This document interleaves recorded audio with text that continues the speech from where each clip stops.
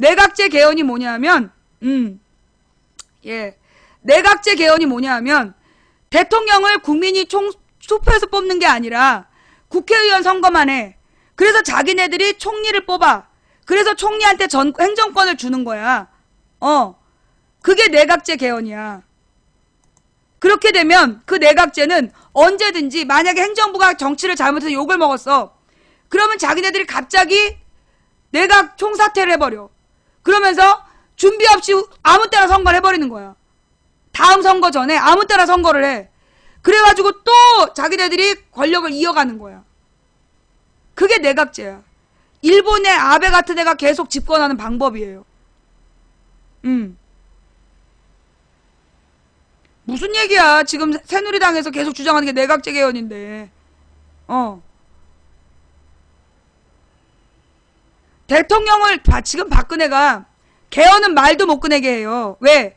지금 새누리당에서 논의되었던 개헌론이 내각제 개헌이야. 내각제 개헌은 대통령의 권위가 없어. 대통령의 권한은 작고 국회가 행정부를 조정하는 거야. 그러니까 박근혜가 개헌은 얘기도 꺼내지 말라는 얘기야. 왜? 자기가 대통령 할 때는 모든 권한을 누리겠다는 거야. 그 다음에 자기가 국회로 돌아간다는 거야. 국회로 돌아가서 직접 대통령을 뒤에서 조정하겠다. 아마 박근혜가 대통령을 그만두고 국회로 돌아가면 그 다음에 지금 봐봐 새누리당. 박근혜 말 한마디에 완전히 기잖아. 기라면 기고 할티라면 할잖아. 그래서 자기가 국회로 돌아가면 그때 개헌하는 거야. 그래서 내각제로 나라를 운영하겠다라는 플랜을 가질 수 있다는 거죠. 이런 추측을 할 수 있다는 거야. 지금 박근혜가요. 퇴임 후에 이명박처럼 놀러 다니겠다는 거 아니야. 박근혜는 국회로 돌아가겠다는 사인을 보낸 거야. 이번에 유승민 건이 그거라고. 유승민을 기어이 낙마시킨 이유가 일단 유승민이라는 스타를 하나 키워서 미디어는 내년 총선 재미 좀 볼 거라는 차선책 플랜 B를 갖게 된 거고, 박근혜가 유승민을 기어이 찍어 누르고 지금 당을 장악한 이유는 뭐냐? 국회로 돌아가겠다는 거야. 대통령 그만두고. 대통령 끝나면. 아니면 대통령 중임제로 개헌하고 한 번 더 하거나. 그런데 현행 헌법상은 헌법을 고쳐서 고친 사람이 대통령을 또 할 수 없도록 되어 있거든요. 근데 개헌하면 끝이지 뭐. 개헌하면 그것도 또 끝인 거지. 앞으로 벌어질 일이 그런 상황이 올 수 있다는 거야. 내가 뭐라 그랬어? 메르스에 대해서 막 떠들 때 너네 메르스에 대해서 떠들지 마라. 메르스 그냥 그렇게 광범위하게 퍼지는 질병 아니다. 손 잘 씻고 밥 잘 먹으면 된다 라고 내가 얘기를 했어. 지금 메르스보다 중요한 게 황교안이다. 황교안이 총리가 인준이 되면 그 다음에 공포정치 들어갈 거다 라고 얘기했어요 안 했어요? 내가 6월 달에 그 얘기 했어 안 했어? 5월 말 6월 초에 황교안 청문회가 더 중요하다. 황교안 총리를 막아야 된다. 황교안이 총리가 되면 공안 통치할 수 있다. 지금 공안 통치 들어갔잖아. 세월호 공동대책위원장 구속됐어 어젯밤에. 세월호 공동대책위원장 어젯밤에 구속됐고, 통진당 벌써 작년에 해산된 최고위원 집을 또 압수수색을 했어. 코리아연대라는 진보단체가 또 압수수색 당했고, 뭐 대한 언론도 압수수색 당했어.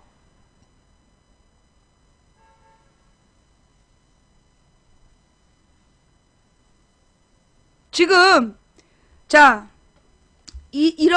내가 지금 중요한 얘기를 여기까지 했어.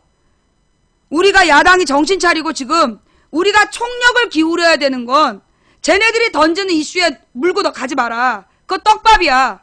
김무성이 뭐 국가 안보를 위해 국정원 해킹할 수도 있다. 그걸 왜 화를 내? 왜 화를 내지? 걔네 마인드는 그거잖아. 원래 그렇잖아. 정부 여당이잖아 걔네는. 그게 뭐 그렇게 중요한 뉴스야. 당연한 거지. 그거 당연한 거야. 국정원이 해킹 할 수 있다라고 생각하니까 지금 그 자리에 앉아있는 거 아니야. 박근혜가 할 틀에만 꿇고 꾸르라면 꿇고 까라면 까는 거 아니야. 지금 중요한 건 뭐냐? 국정원이 해킹을 했어. 그러니까 국정원이 해킹 프로그램을 샀다는 것 자체, 그걸 가지고 싸워야 돼. 김무성, 김진태 중요하지 않아. 김무성도 김진태도 중요하지 않아요. 국정원이 해킹 프로그램을 샀다는 게 중요한 거야. 그러면 그 해킹 프로그램으로 대북 활동을 했다라고 주장하잖아. 대북 활동을 한 증거를 내놔라. 대북 활동한 증거 내놓으라고 해야 돼.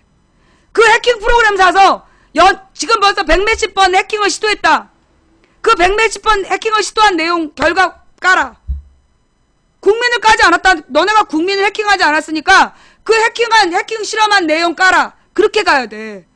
국정원이 해킹한 결과 내놔라. 어디다 실험했냐? 잘 들어요. 이번 국정원 해킹건의 구멍이 어디냐 하면, 국정원이 해킹을 누구한테 했는지 증거가 없어. 그리고 지금 해킹팀이라는 해킹 프로그램 만든 회사하고 국정원하고 문제가 생겼을 때 주고받은 얘기야. 그걸 깐 거야. 그거 깐 거 정도 가지고는요, 국정원을 때려잡을 수가 없어요. 그러니까 뭘 해야 되냐 하면, 우리가 지금 여기다 주고받은 문서가 있지. 잘 들어. 내가 올릴게요. 자, 이거 좀 중요한 얘기가 지금 이제 사인이 왔으니까 올릴게. 자, 지금 우리가 가지고 있는 건 국정원하고 해킹팀하고 주고받은 메일 내용이야. 그래서 어떤 실험을 했는데 실패했다. 그런 내용을 주고받았어. 그거는 있어. 그런데 국정원이 실제로 어떤 시도를 했는지 그 결과가 없는 거야. 얘네한테 그 결과 내놔라라고 얘기하는 거야. 그 내놓으라고 그래서 그 내놓은 결과하고 이 하드하고 비교해 보는 거야. 이탈리아 해킹팀에서 공개된 내용하고 국정원이 제출한 자료하고 이게 일치되는지를 보는 거야. 거짓말 자료를 내놓으면 국정원을 때려부시는 거지. 어때? 이게 뭐 휴대폰에 해킹이 됐냐 안 됐냐, 문재인 휴대폰을 가지고 막 실험을 하고 안 하고 벌써 철수했지. 내가 국정원이라면 해킹 프로그램 깔았던 거 다 철수했지 벌써. 국정원한테 실험한 증거 내놔라. 간첩을 잡으려고 했다며. 그러면 186번 어떤 실험을 했는지 내놔라. 그래서 그 실험 결과를 가지고 이 하드하고 대조하는 거야. 그래서 거짓말이 있는지를 찾아내는 거야. 실험한 결과는 있어요. 늦지 않았어요. 실험한 결과는 있을 거야. 실험한 결과를 못 내놓으면 그거 하루아침에 조작 못해. 하루아침에 조작. 왜? 그러면 걔네들이 결과를 내놓으면 그거를 또 전문가들이 검증하면 돼. 실제로 그런 일이 있었는가. 증거 깔아야. 증거 깔아. 국정원이 해킹 실험을 했다 그랬잖아. 그럼 너네가 해킹 실험한 증거 깔아. 그리고 그 증거를 해외 업체에다가, 이번에 해킹팀을 해킹해낸 외국 조사단이 있더라고. 캐나다 조사단인가? 맡겨서 이게 사실인지 의뢰를 하는 거야. 이게 가짜인지, 국정원에서 지네가 실험만 했다라고 주장하는 내용이 사실인지 아닌지 검증해달라. 외국 업체에다가 부탁해. 그렇게 가야 된다고 봐요. 예. 그렇게 가야 된다. 지금 국정원에 증거를 깔아. 너희들이 실험했다 그랬잖아. 그러면 지금 실험한 증거 오늘 내일 중에 내놓으라 그래야지. 오래 걸리면 안 되니까 오늘 내일 중에 내놔라. 너네 실험한 증거 내놔라. 그럼 되는 거야. 지금 국정원 압수수색 해야 돼. 국정원을 압수수색을 해서 국정원에서 그 해킹 프로그램으로 시도했다는 정보, 그거를 빨리 압수수색을 해야 돼. 시간을 끌면, 지금부터 시간을 끌면 이거는 이 검찰이 국정원에게 시간을 주는 거야. 검찰이 국정원에게 시간을 주는 거고 말이 안 되는 거잖아. 일단 국정원을 마비시켜. 국정원을 압수수색을 해서 너네가 실험한 증거 내놔라. 그 실험한 증거 제대로 못 내놓으면 문 닫아야지. 검찰이 안 하면 박근혜가 물러나야지. 왜? 지금 국정원 해킹 기록에는 박근혜 정부에서 해킹 프로그램을 의뢰했어. 이명박의 죄가 아니야 이거. 국정원 해킹 프로그램은 이명박이 대선 총선 때 했던 그걸로 끝이 아니야. 2013년에도 해킹 의뢰했어. 그런데 왜 2012년 대선 총선 얘기만 해? 지금까지 나온 내용에 보면 박근혜 정부에서도 지금 계속해서 2013년에도 그 도청 해킹 프로그램을 시도했잖아. 그럼 이건 박근혜 정부의 죄야. 증거 깔아. 증거 깔아. 계속 업그레이드 해가지고 내놓은 거 아니야. 너나 추천해 임마. 다른 사람한테 그러지 말고. 보안상 못 밝힌다? 그럼 물러나야지. 아니 뭘 보안상 못 밝혀. 지금 SKT 고객들을 대상으로 해킹이 이루어졌다는 메일도 있어. 현재까지 나타난 게 안수명한테 보내려고 했던 이야기, SK 고객들을 대상으로 한 이야기, 카톡을 해킹하려고 했던 이야기 벌써 나와 있어. 이런 것들에 대해서 너네가 뭘 실험했는지 까봐라. 그리고 그 내용이 진짜인지 아닌지 외부인에게 맡기는 거야. 그래서 점검을 받아야지. 그게 거짓말이었으면 물러나야지. 국정원장만? 아니 박근혜가 물러나야지. 이명박 박근혜 물러나고 법적 책임 져야지. 여러분 워터게이트 사건 아세요? 워터게이트 사건?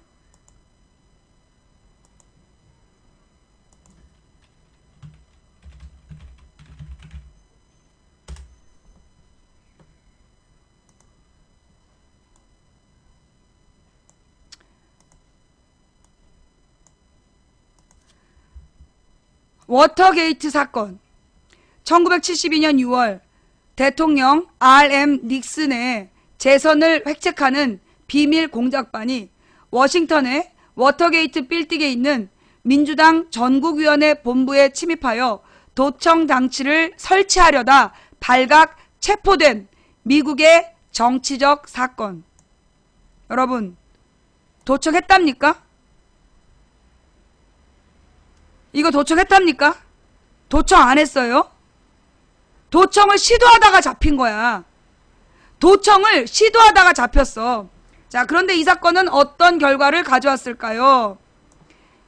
이 사건으로 인하여 닉슨 정권의 선거 방해, 정치헌금의 부정 수뢰 탈세 등이 드러났으며 1974년 닉슨은 대통령직을 사임하게 되었다. 뭔 말인지 알겠어요? 닉슨이 대통령 선거를 앞두고 상대 후보에 대해 닉슨의 선거 대책반에서, 그러니까 닉슨이 직접 한 것도 아니야. 예. 자, 닉슨이 직접 한 것도 아니고 닉슨의 선거 본부에서 우리 벌레들 미쳤어요 지금. 환장하지. 우리 하루살이 때 이포버 하루살이 때들 지금 막 난리가 났어요. 예. 자, 뭐라고요? 닉슨이 직접 한 것도 아니고 닉슨의 공작반에서 상대 후보의 선거 사무실을 도청한 것도 아니고 도청을 시도한 사건이야. 도청을 시도한 사건이 체포가 됐는데 닉슨이 모르는 일이라고 딱 잡았댔어. 근데 그게 거짓말이라는 게 들통이 났어. 그래서 하야한 사건이야. 무슨 얘기인지 알겠어요? 워터게이트 사건이라는 게, 워터게이트 사건이라는 게 도청을 한 것도 아니고 도청을 시도했어. 시도하다가 잡힌 거고 단지 시도만 했는데도 그거에 대해서 거짓말까지 했어. 거짓말을 했다고 하야한 사건이야. 조사 전격 참여. 저게 뭔 말이지? 예. 자, 무슨 얘기냐면요. 지금 워터게이트 사건은 지금 국정원이 해킹을 시도했었다라는 지금 정황 증거들 나온 거 있잖아. 해킹을 시도를 한 것도 아니고 하려다가 실패한 거야. 하려다가 실패한 건데 그걸로 하야를 했다고 대통령이. 그런데 지금 2012년부터 13년까지 12년부터 13년까지 국정원이 180 몇 차례 해킹을 시도했다라는 국제적인 증거가 떴어. 그런데 여기에 대해서 국정원의 변명이 뭐냐? 실험한 거래. 감청한 게 아니라 실험했다고 주장했어. 실험 결과 내놔라. 그러면 그 실험 결과 보고서를 외부의 전문가에게 맡겨서, 외국 전문가에게 맡겨서 이게 사실인지 아닌지 검증받겠다는 거야. 그래서 만약에 거짓말이면 박근혜가 물러나야지. 미국 좋아하잖아. 박근혜 지지자들은 미국이 신이라고 생각하잖아. 미국에서는 단지 상대 후보를 도청하려고 시도했다는 것만으로 대통령이 물러났어. 미국에서도 그렇게 했는데 우리는 왜 못해? 예. 자, 이래서요. 그 워터게이트 사건이라. 자, 그러면 오늘 본질로 돌아갑시다. 왜 자유민주주의가 중요한가? 예. 왜 자유민주주의가 중요한가? 여러분, 민주주의가 밥 먹여주나 그러죠? 아유, 지랄하네. 야, 망치분 시끄러. 민주주의가 밥 먹여주냐? 네. 민주주의가 밥 먹여줘요. 여러분, 옛날에 우리나라 1970년대, 80년대에는요, 아빠 혼자서 돈을 벌어서 식구들이 같이 다 먹고 살았어요. 그걸 박정희가 잘해서라고 생각했잖아. 그게 아니라고. 70년대, 80년대에는 아버지의 월급만으로 식구들이 다 먹고 살 수 있는 체계였어요. 무슨 얘기냐? 임금 체계가 노동자가 그 가족을 부양할 수 있도록 물가를 반영해서 임금을 지급했어요. 왜? 그때 89년 이전에는 공산당인들이 살아있었고 혹시 공산주의에 노동자들이 물들까봐 노동자들에게 월급을 계속 올려준 거야. 그거 몰랐죠? 가족수당이라는 게 있었고 함부로 자를 수가 없었어. 1990년대 이전에는 그러니까 김영삼 이전에는 함부로 그 노동자를 자를 수가 없고요. 아버지 혼자 벌어서 가족들이 먹고 살 수 있는 임금으로 돈을 줬어요. 그런데 그게 김영삼 시절에 IMF를 불러들여서 나라를 쪽박을 내면서 그 노동법을 바꾼 거야. 노동자의 기본적인 권리를 없애버린 거야. 그래서 쉽게 자를 수 있게 하고 그 다음에 비정규직을 만들고 비정규직의 월급을 절반만 주고 그래서 월급이 그러니까 김영삼 이후로 안 올랐어. 99년 이후로 월급이 안 오른 이유가 김영삼이 노동법을 바꾸고 물러났기 때문이야. 이거 지금 처음 알았죠? 그게 민주주의라는 거예요. 민주주의라는 게 뭐냐? 정권을 잘못 뽑아놓으면 그런 짓을 한다는 거야. 그런데 김대중 대통령이 IMF를 극복하고 살려냈어. 우리나라 경제를 살려내서 자영업자들이 살아날 수 있는 분위기를 만들었고 그래서 우리나라의 자영업자들이 가장 번성했던 게 노무현 때야. 그래서 여러분 기억나세요? 노무현 때 자영업자들이 골프 치러 다녔어요. 식당들은 다 잘 됐고요. 기억나요? 골목마다 식당들이 잘 됐어요. 전국에 맛집이 많았고 얼마나 노무현 대통령 때 얼마나 이 자영업자들이 떵떵거렸냐고 사장님처럼. 기억나요? 노무현이 그 신용불량자 330만 명 파산 신청 받아주고 재기의 기회를 주고 김대중 대통령이 자리를 잃은 가장들에게 돈을 주고 공공근로로 김대중 대통령 때 우리나라 노동자들의 임금이 가장 높았고 노무현 대통령 때 우리나라 경제 규모가 가장 컸어요. 우리나라의 아파트 가격, 서민들의 자산도 가장 많았어. 내 말이 맞아 틀려? 맞잖아. 그게 민주주의야.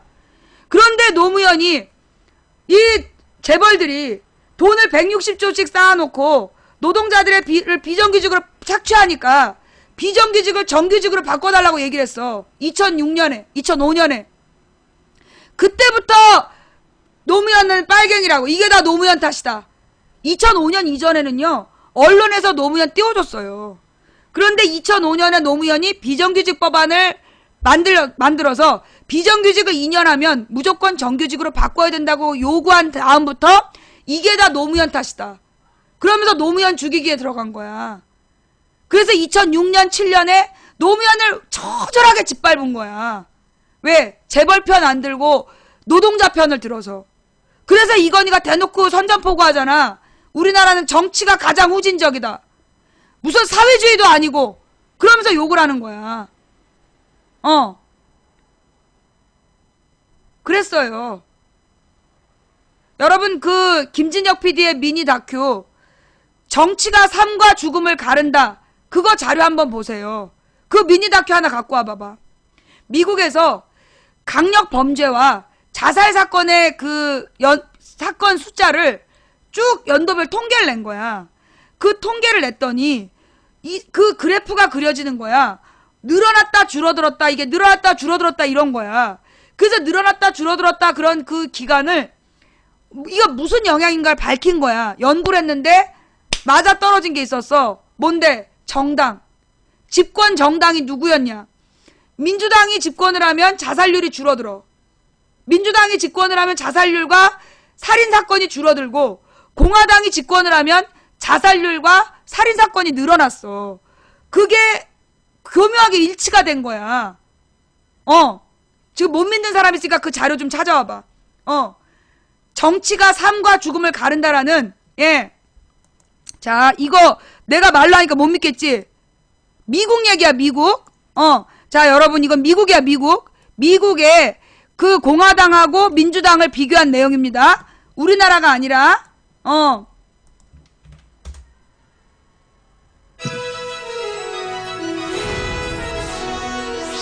자, 집중하시고요. 지금부터 막 와가지고 시비를 걸고 난동을 피우더라도 흔들리지 마시고 이 내용에 집중하세요. 왜 민주주의여야 하는가야?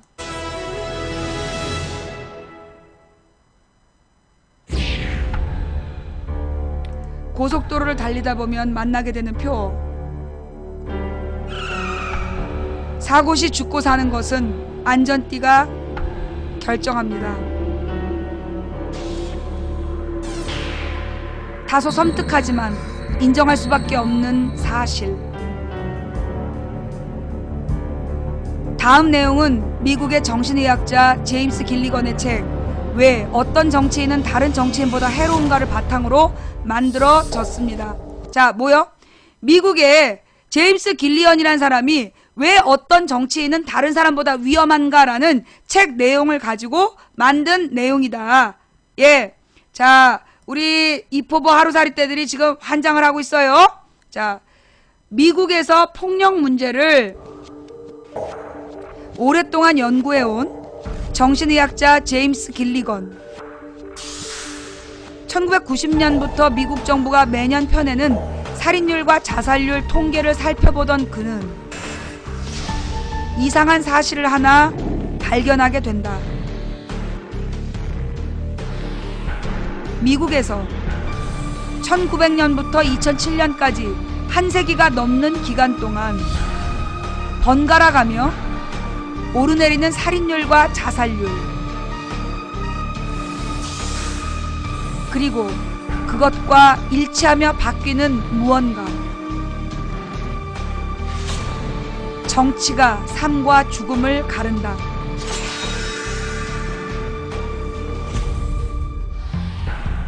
번갈아 오르내리는 살인율 및 자살률과 일치하며 바뀌는 무언가는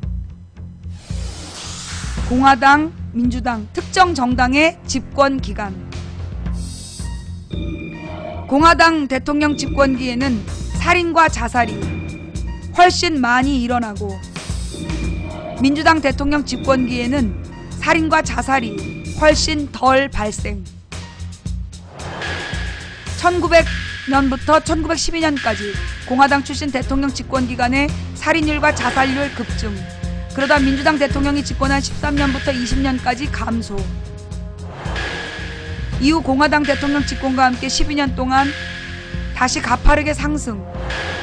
민주당 대통령 당선과 함께 급락. 이후 평균 이하를 유지하다가 1969년 공화당 대통령 탄생 이후 다시 급증. 1993년 민주당 빌 클린턴 취임 이후 정점에서 감소하기 시작.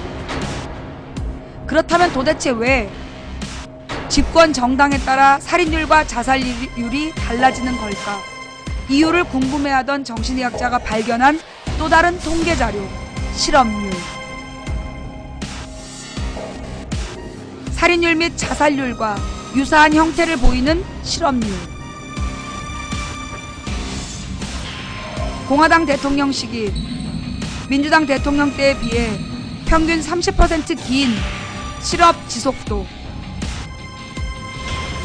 20세기 내내 공화당 정부 때는 올라가고 민주당 정부 때는 내려가는 실업률.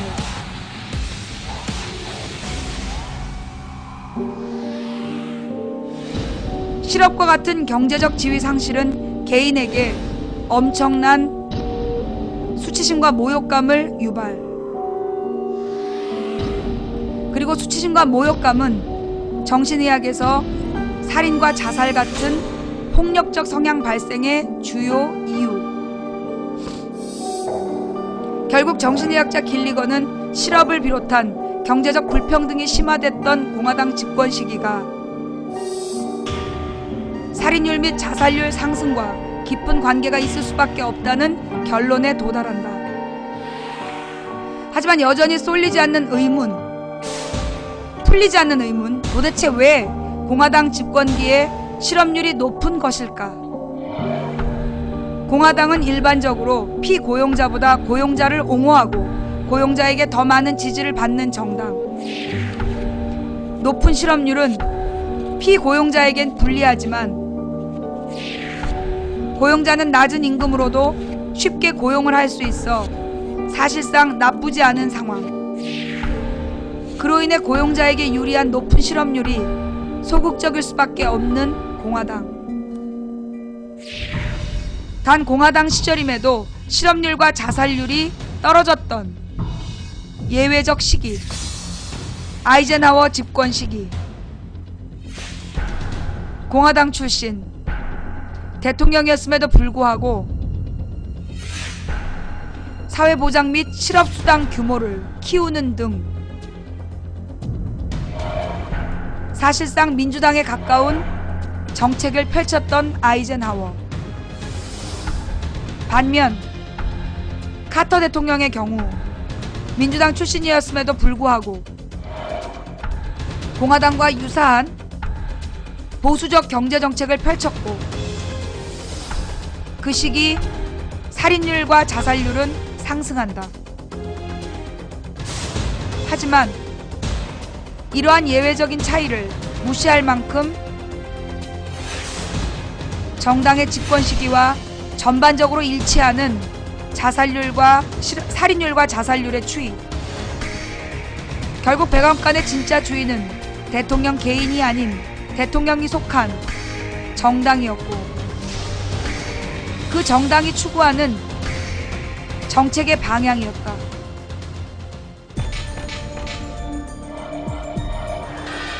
다른 정치들보다 더 위험한 정치인들이 있다.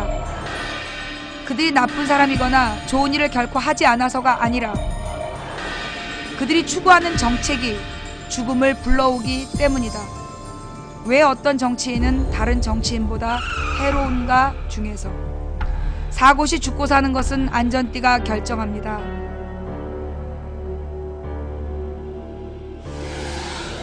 평상시 죽고 사는 것은 정치가 결정합니다.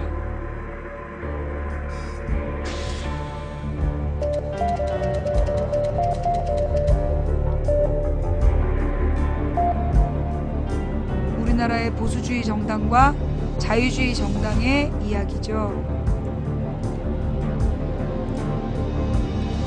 나는 뉴스타파의 김진혁 PD를 한 번만 보고 싶어요. 뉴스타파의 이 김진혁 PD를 한번 만나보는 게 소원이에요. 예.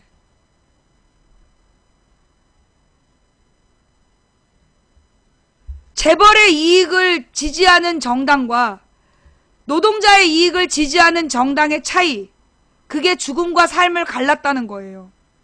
정치가 밥 먹여주냐? 정치가 밥 먹여줍니다. 왜? 서민의 지지를 받고 성립된 정권은 서민의 표를 계속 얻어야 되니까 서민에게 유리한 정책을 피는 거예요. 그래서 우리 국민들이 민주주의가 왜 필요한지를 알아야 되는 거야. 왜 정치가 필요한지를 알아야 된다고. 그분의 연락처를 아는 분, 저를 한번 꼭 소개시켜 주세요. 예. 정말 김진혁 PD를 아는 분, 꼭 한번 소개시켜 주세요. 정말 우리 김진혁 PD님을 모시고 공개 방송하는 게 소원이에요. 예.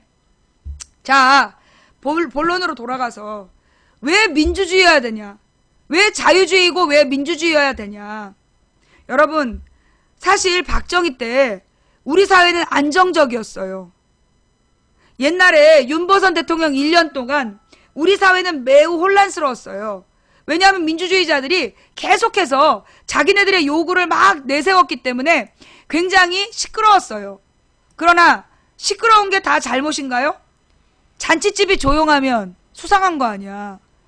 잔치집은 웃고 떠들고 목소리 큰 사람이 한마디 하고 그래야 되는 거잖아. 윤보선 대통령 때는 잔치 분위기였어. 그런데 그걸 언론이 뭐라 그랬어요? 무능한 진보정당이 무능한 진보 세력의 무능함 때문에 정치가 혼란스럽다라고 얘기했어. 그래서 모든 사람들은 그 말을 믿은 거야. 박정희가 대통령이 됐죠. 박정희가 잘못했을 때 비판하는 모든 사람을 잡아다 죽였어요. 그래서 조용했죠. 정치가 안정됐다라고 얘기하고 급성장한다고 얘기했고 박정희 덕분이라고 얘기했어요. 그 모두가 언론이 만든 거짓말이었어요.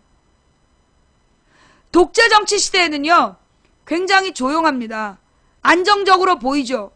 그러나 독재자가 죽음과 동시에 급속도로 무너져 내립니다. 그게 독재의 문제점이에요. 히틀러라는 존재에 대해서, 히틀러라는 존재에 대해서 우리는 히틀러를 다 미친놈으로 알고 있어요. 지금도 모든 유럽은 히틀러를 미친놈이라고 모든 사람이 똑같이 그렇게 얘기해요. 그럼 히틀러는 정말 미치기만 하고 무능한 사람이었냐? 히틀러는 정말 유능한 사람이었어요. 박정희하고는 비교도 안 될 만큼 어마어마하게 독일을 오늘의 메르켈이 유럽연합을 주도할 수 있게끔 만들어낸 건 사실 히틀러였어요. 히틀러가 경제성장을 엄청나게 발전시킨 거야. 경제를 발전시키고 일자리를 만들고 고도 산업화를 이루어서 어마어마한 경제성장을 이룬 독일의 경제성장의 아버지예요. 그러나 독일 사람들이 히틀러를 뭐라고 불러요? 독재자 새끼. 히틀러를 공개적으로 지지하면 독일에서는 지금도 매장당해요. 악마라고 부르고 지금도 매장해요. 아무리 경제적으로 성장을 시켰어도 그 무수한 목숨을 죽인 죄 없는 목숨을 죽였다는 이유로 유럽은 히틀러를 악마라고 얘기해. 지금까지 80년 동안 그 히틀러를 비난하고 있어요. 우리나라의 박정희는 히틀러만큼 우리나라 경제를 성장시키지 않았어. 박정희 때 우리나라의 경제가 성장한 건 맞아. 그러나 그 성장은 서구 자본주의가 우리가 혹시 공산화 될까봐 돈을 투자해줬기 때문에 우리나라의 경제가 성장한 거야. 근데 그게 마치 박정희가 유능해서 성장한 것처럼 이제까지 언론에서 뻥을 깐 거야. 그걸 믿고 박정희의 딸 박근혜가 대통령이 되면 우리 경제가 성장할 거라고 생각했어. 그러나 박근혜가 된 다음에 지금 우리 경제는 곤두박질 치고 있죠. 지금 시장 경제 살아나고 있어요? 뭐 시장에 손님들이 넘쳐나고 있습니까?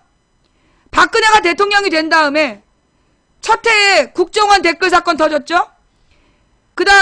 첫 해에 그 인사 참사, 완전히 미친놈들을 장관시키겠다 해서 나라를 쑥대밭으로 초반기에 만들었다가 중반기에는 뭐가 나타났어? 국정원 댓글 사건, 그 다음에 빨갱이 사냥, 그게 2013년이야. 2014년에는 뭐 했습니까? 세월호 사건 터져갖고 온 나라가 침통하게 가라앉았죠. 올해는 메르스 때문에 온 나라가 가라앉고 무엇보다 외국인 관광객은 아직도 오고 있지 않아요. 자, 그러면 세월호하고 메르스가 박근혜 탓이냐? 세월호하고 메르스가 박근혜가 무능해서 벌어진 일이냐? 맞잖아요. 맞아요. 지금 세월호하고 메르스는 박근혜 무능 때문에 벌어진 사건이에요. 정치적으로 세월호를 막을 수 있었는데 못 막았고 메르스를 막을 수 있었는데 못 막았어요. 그래서 지금 세월호 메르스 때문에 우리나라 경제가 더 망가지는 거예요. 정치가 경제를 결정해요. 박근혜의 무능이 우리 서민 경제를 죽이는 거예요.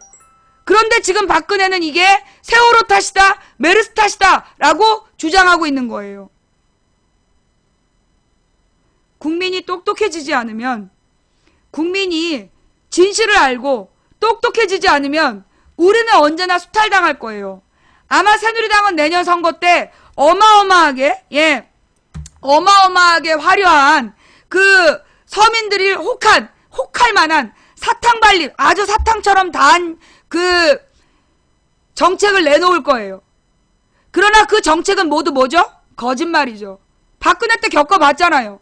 박근혜가 대통령 때 모든 노인에게 묻지도 따지지도 않고 연금을 주겠다. 대학 등록금은 반값으로 하겠다.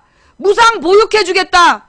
노동자하고의 관계를 풀겠다. 비정규직 문제를 해결하겠다. 4대 중증 질환은 100% 나라에서 책임지겠다. 모두가 거짓말이었죠. 박근혜가 세월호가 터지니까 카메라 앞에서 눈물을 쏟으면서 모든 게 대통령의 잘못입니다. 머리끝부터 발끝까지 바꾸겠습니다. 선거 끝나니까 쌩 깠잖아요. 또 속으실 겁니까? 안 속죠. 이제 분위기에 혹해서 새누리당 찍으러 가던 사람은 없을 거예요. 뭐 주인의 자격이라는 또 다른 프로가 있나 봐요. 이거는 내일 봅시다. 예. 이 프로는 여러분 각자 보시고요. 예. 이 뉴스타파 영상이 들어가면 유튜브에서 또 잘릴 수가 있어. 예, 그래가지고 유튜브 영상으로 들어오는 거는 우리가 조심을 했어야 되는데 내가 좀 아까 깜빡 잊고 틀었어. 또 이거 유튜브에서 잘릴 것 같은데? 유튜브에 올리실 때는요, 요거 김진혁 PD의 그 부분 자르고 올려주세요. 예, 좌우지간. 그래서 우리가 정신을 똑바로 차려야 된다. 그들의 사탕 발리면 내가 볼 때 국민 70%는 이제 그들에게 속지 않아. 문제는 뭐냐? 지금 핵심적인 문제는 뭐냐? 대한정당을 보여주느냐야. 대한정권의 능력. 새누리당보다 나은 정치를 할 수 있다라는 희망과 확신을 줄 수 있느냐. 새누리당보다는 낫다라는 신념을 줄 수 있는 대한세력을 만드는 거야. 그 대한세력이 새정연은 안 된다. 진보당은 안 된다. 이정혜는 안 된다. 라고 얘기하면 난 안 된다고 봐요. 내가 볼 때 박근혜와 새누리당이 아닌 누구든 그들보다 잘할 것 같아. 그러니 누구는 안 된다고 그러지 말고 모든 세력이 다 하나로 뭉쳐서 내년 야권이 민주주의자들이 저 독재 권력을 이겨내는 기적을 만들어야 돼요. 안 그러면 저들은 우리를 평생 호구로 여길 겁니다. 이 여름이 가기 전에 답을 찾아야 돼요. 7월이 가기 전에 새정연이 문을 열어야 되고 8월이 가기 전에 모든 진보 세력이 뭉쳐야 되고 9월이 가기 전에 야권이 단일화할 수 있는 방법을 찾아야 되고 올해가 가기 전에 후보를 단일화해야 내년에 대한민국 민주주의를 지킬 수 있어요.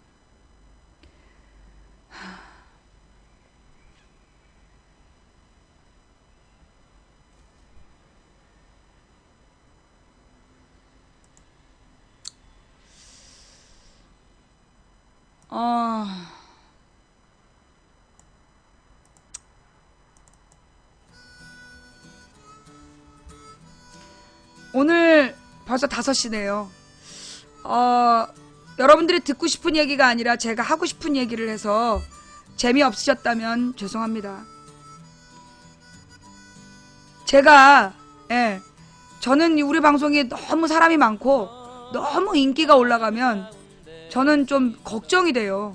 혹시 이거 나 키워서 잡아먹으려는 거 아닌가?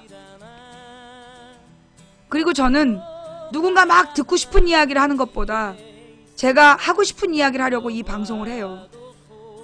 그래서 별풍선 많이 쏘고 이런 얘기 해주세요. 그런 사람들은 아주 싫어해요. 별풍선으로 저를 조정해서 자기들이 듣고 싶은 이야기를 들으려고 한다면 저는 차라리 이 방송을 하지 않겠어요. 별풍선 1개를 받지 못해도 제가 해야 된다고 생각하는 말, 정말 우리 사회에 꼭 필요한 말을 하려고 저는 노력하려고 합니다. 여러분들께 드리고 싶은 이야기는요, 망치 부인은 100년, 1000년 살 수 있는 사람이 아니라는 겁니다. 저는 매일매일 방송하면서 그런 생각을 해요. 나는 오늘 방송한 내용 때문에 잡혀갈 수 있다. 저는 매일매일 목숨 걸고 방송을 해요. 나는 오늘 방송한 내용 때문에 길 가다가 맞아 죽을 수도 있다. 여러분이 듣고 싶은 이야기, 여러분을 즐겁게 해드릴 이야기보다 제가 해야 될 이야기를 하고 있어요. 목숨을 걸고 지금 꼭 필요하다고 생각되는 이야기. 물론 제가 틀렸을 수도 있습니다. 하지만 여러분께 드리고 싶은 이야기는요, 저도 천년만년 살 사람이 아니라는 겁니다. 언젠가 망치 부인이 이 세상에서 하루아침에 사라질 수 있어요. 그때 여러분들은 뿔뿔이 흩어져서 부자가 돼야 돼, 부자가 돼야 돼 라고 얘기하면서 여러분의 주머니가 새어나가는 걸 또 모르고 살아가시렵니까?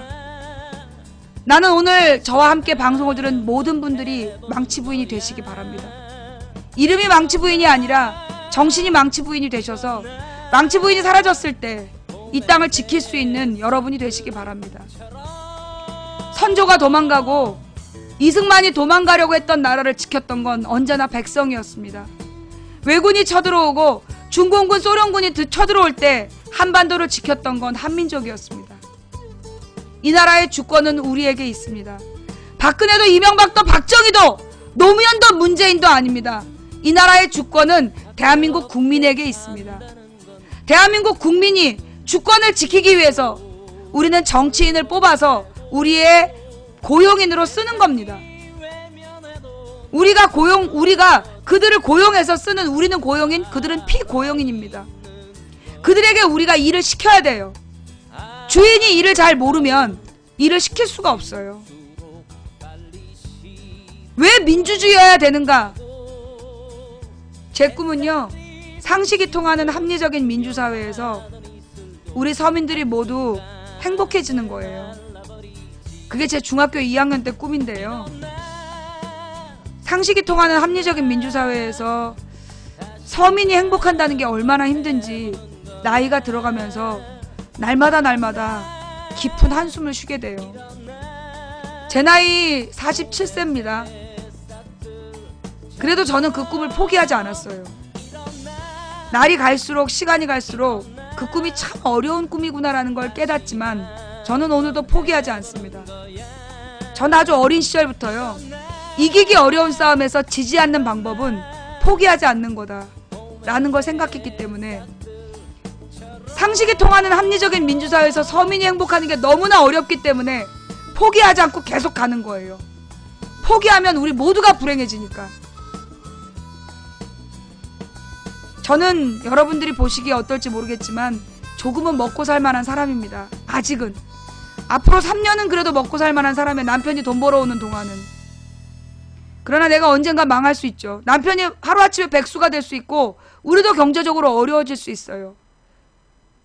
그때 모든 서민이 행복하다면 걱정이 없을 거 아니에요. 그래서 저는 저에게 어떤 위험이 닥치더라도 안전한 사회를 만드는 게 제 꿈이에요. 정말로 어려운 꿈이지만, 저 혼자 꿈을 꿀 때는 어려운 꿈이지만, 여기 오늘 함께 해주신 모든 분들이 같이 꿔준다면 어쩌면 가능한 거 아닐까요? 된다고 믿든 안 된다고 믿든 여러분의 믿음대로 될 겁니다. 하지만 누군가 간절히 소망하면 온 우주가 그의 소망을 위해 움직이기 시작한대잖아요. 우리가 가는 길은 갈만한 길이라서 가는 것은 아닙니다. 가야 될 길이라서 가는 겁니다. 포기하지 맙시다. 그럼 우리 주말에도 싸워야 되나요? 주말에는 가족과 함께 사랑을 확인하시고, 주말에는 가족과 함께 사랑을 깊이 확인하시고, 그리고 또 월요일에 일터에서 우리의 일자리를 지키고 우리의 주권을 지키는 싸움을 또 이어갑시다. 다음 방송은 월요일날 2시에 만나겠습니다. 감사합니다. 지금까지 망치부연이었고요. 평안한 주말 되시기 바랍니다. 오늘 시청해주신 모든 분들께 감사드립니다. 후원해주신 모든 분들께 한 분 한 분 감사드립니다. 일일이 이름 불러서 감사 인사 못 드린 점 대단히 죄송합니다. 제가 별풍선을 너무 좋아해서 별풍선 쏘신 분들만 좋아할까봐 제가 이름 못 부른 거니까 양해해 주시길 바랍니다. 그리고 추천해주신 2886분께 진심으로 감사드립니다. 오늘 추천 하나 하고 도망간 인간들아, 오늘 밤 녹색 설사에 잠겨서 눈 뜰지어다. 녹색 설사의 홍수 속에서 깨어날지어다. 오늘 이 방송을 녹화 떠서 팟캐스트와 유튜브에 올려주시는 도우미 여러분들께 진심으로 감사드립니다. 저에게 아무것도 받는 거 없이 오로지 민주주의에 도움이 된다라는 일념으로 일하고 계신 분들입니다. 혹시 우리 팟캐스트에서 다운받으셨다면 수고하셨다라는 말 한마디 남겨주시기 바랍니다. 유튜브에 응원 댓글 한마디씩 남겨주시기 바랍니다. 지금까지 도봉구 창동사는 불량주부 망치 부인이었습니다. 저도 주말 잘 쉬고 월요일에 건강한 모습으로 돌아오겠습니다. 감사합니다. 사랑합니다. 아, 역시 밥을 먹어야 돼. 내가 오늘은 조금 그 부드럽지 않았어? 지난 일주일 내내 까칠했다가 오늘은 조금 부드러웠지.